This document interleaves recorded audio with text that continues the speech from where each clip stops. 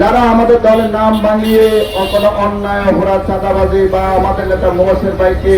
কোনো না কোনো ভাবে প্রতিবন্ধ করতে চায়, করার অপচেষ্টা করে, আমরা তার ডাক বাংলা জবাব দেব। এর মুক্ত শেষ হয়ে যুদ্ধ সংগ্রাম উপস্থিতি আজকের এই জুলাই বিপ্লব মিছিলের থেকে আমি যারা বিগত 5ই আগস্ট এর পূর্বে জুলাইতে বিভিন্ন সময় নিহত হয়েছেন তাদের প্রতি আমাদের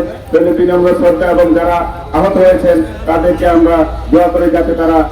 আগামী দিনে সুস্থ হয়ে আমাদের মাঝে ফিরে আসেন।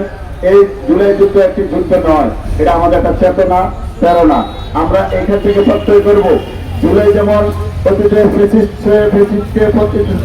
হাসিনাকে পতন ঘটিয়েছে, জুলাইয়ের কারণে যেমন হাসিনা পালিয়ে যেতে বাধ্য হয়েছে, আগামী দিনে এই ধরনের কোন অপশক্তি যদি বাংলাদেশে গজায় ওঠে বা যে কোনো শক্তি যদি দেশের গণতন্ত্রকে নস্বাত করার জন্য এগিয়ে আসে জুলাইয়ের বিপ্লবের ন্যায়, আমরা সেই অপশক্তিকে প্রতিহত করবো বলে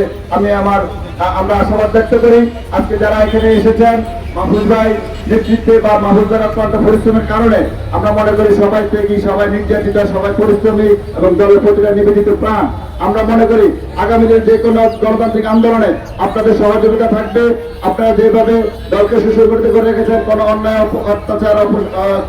সাথে জড়িত নয়। আমরা বিশ্বাস করি যারা আমাদের দলের নাম ভাঙিয়ে কোনো অন্যায় অপরাধ চাঁদাবাজি বা আমাদের নেতা মোবাসের ভাইকে কোনো না কোনো ভাবে প্রতিবন্ধ করতে চায়, করার অপচেষ্টা করে, আমরা তার ডাক বাংলা জবাব দেব। আমরা চাই, আমি কিছু যুবদলকে বলবো, যুবদলের যারা মাহফুজ ভাই যুবদলের সংগ্রামী সদস্য আছে, আমি যুবদলের জেলা কমিটিতে আছি, যুবদলের যাতে কোনো হাইব্রিড, কোনো অপশক্তি, কোনো দল ভাঙিয়ে যারা বিভিন্ন চাঁদাবাজি সন্ত্রাসী নৈরাজ্য করে এমন কোন লোক যাতে যুবদলের আগামী কমিটিতে না আসে সে বিষয়ে আমাদের নেতা মোবাসের ভূঁইয়ার